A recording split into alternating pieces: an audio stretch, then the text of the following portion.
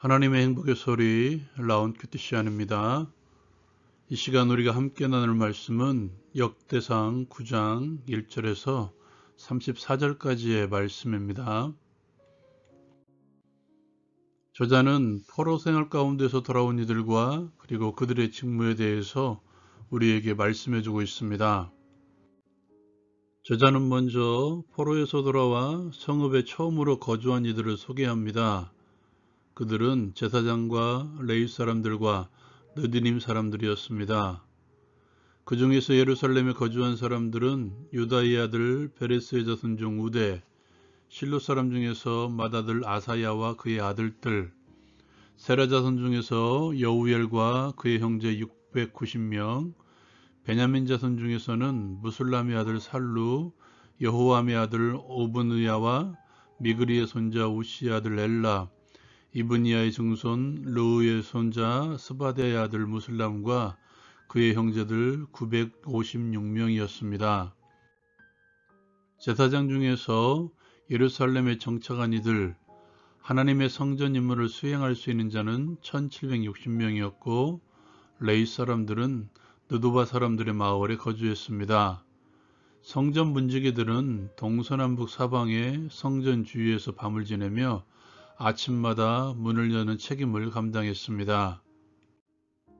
예루살렘 성에 정착한 레위인들은 성전의 기구를 맡아서 그 수요대로 들여가고 내왔으며 성소의 기구와 모든 그릇, 고운 가루, 포도주와 기름과 유향과 향품을 맡았으며 제사장의 아들 중 어떤 이들은 향품으로 향기름을 만들었으며 고라자손 마띠다는 전병을 굽는 일을 맡았으며 그앗 자손 중 어떤 이들은 진설하는 떡을 맡아서 안식일마다 준비하였고 찬송하는 자들은 자기의 직분에 전념하여 다른 이들은 하지 않았습니다.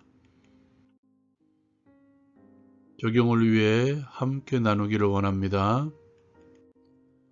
오늘 말씀에 보면 성전 봉사자들을 먼저 성읍에 두시는 하나님이십니다.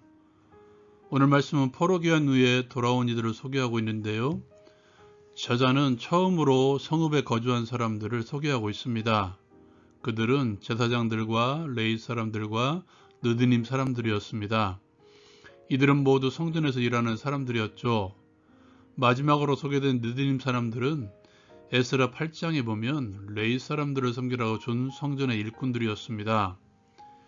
이렇게 이들이 처음으로 거주하게 된 것은 하나님의 마음, 하나님의 의지의 표현이죠. 바벨론에서 포로들이 귀환할 때에도 모두가 돌아온 것은 아니었습니다. 마음에 감동을 받은 자들, 사람들의 편에서 보자면 원하는 자들이 돌아온 것입니다. 고레스의 칙령대로 다시 돌아가 성전을 건축하기를 원하는 자들이 돌아온 것이죠. 하나님 편에서 보자면 그들을 부르신 것입니다. 부름의 목적은 성전 건축이죠. 우리가 생각해야 될 것은 왜 성전 건축이 먼저인가? 실제로 포로 귀환자들이 처음 했던 것이 성전 건축이었고 그 다음에 예스라를 통해서 하나님과의 언약과 말씀의 회복, 마지막으로 성벽을 건축함으로써 공동체를 갖추었습니다. 다시 말해서 성전 건축은 이스라엘 공동체의 회복의 시작이고 가장 먼저 해야 될 일이었다는 것이죠. 그렇다면 이것을 우리의 삶에 어떻게 적용할 것인가? 가장 먼저 해야 될 것은 성전이 무엇인가 분명히 인식하는 것이죠. 결론적으로 성전은 예수 그리스도이십니다. 예수님께서는 요한복음에서 성전을 중시했던 유대인들에게 성전을 헐라 내가 사흘 만에 세울 것이다 라고 선언하십니다. 그것은 성전된 자기 육체를 가리켜 말씀하신 것이라고 말씀하고 있죠. 우리에게 성전 회복이랑 가장 먼저 예수를 회복하는 것입니다.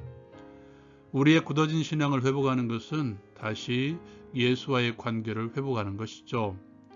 이런 찬양이 있죠. 난 예수로 충만하네. 세상의 것들도 부럽지 않고 세상의 것들도 두렵지 않다는 찬양 고백. 이와 유사한 바울 사도의 고백이 있죠.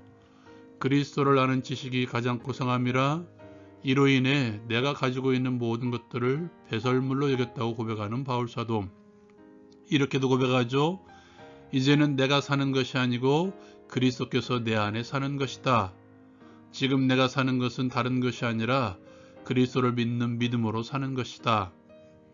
성전신앙의 회복이란 내 속사람과 겉사람, 내 전 인격을 예수로 가득 채워서 살아가는 것입니다. 예수가 나고 내가 예수를 드러내는 연합의 삶, 예수와 하나 된 삶이죠. 그 증거는 다른 것은 아무것도 보이지 않고 오직 예수만 보이며 예수만 보려고 했으며 예수만 보이게 되는 삶이죠. 무엇을 할지라도 이것이 예수를 위하여 맞는 것인가, 예수를 드러내는 것인가 고민하는 것이죠. 오직 예수, 항상 예수, 매일 예수의 삶. 이것이 우리가 회복해야 될 성전의 첫 번째입니다. 두 번째로 회복되어야 될 성전은 교회 공동체의 회복이죠. 바울 사도가 고린도 교회에 보낸 서신을 보면 이렇게 말씀하고 있죠. 은사와 교례를 다루는 부분인데요. 이런 말씀이 있습니다. 몸은 하나인데 많은 지체가 있고 몸의 지체가 많으나 한 몸인 것 같이 그리스도도 그러하니라. 교회를 그리스도라고 말씀하고 있죠.